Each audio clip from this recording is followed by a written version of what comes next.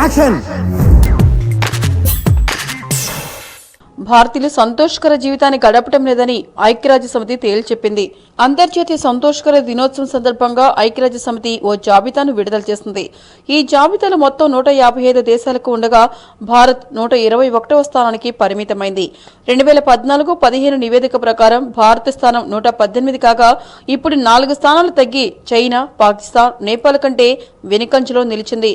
ప్రజల తలసరి ఆదాయం, సాంఘిక భద్రత, ఆరోగ్యకర జీవితం, స్వేచ్ఛ, వివిధ రకాల అంశాలపై జాబితాను రూపొందించారు.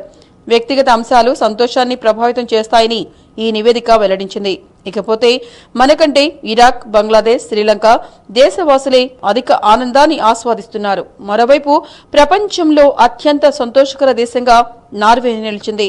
3 ఏళ్లుగా నెంబర్ 1 గా కొనసాగుతున్న డెన్మార్క్ 2వ స్థానంతో సరిపెట్టుకుంది. గత ఏడాది కంటే ఒక స్థానం తగ్గి అమెరికా 14వ స్థానం దక్కించుకుంది. 2012 నుంచి ఇంతవరకు 5 సార్లు ఈ నివేదికల్ని విడుదల చేశారు.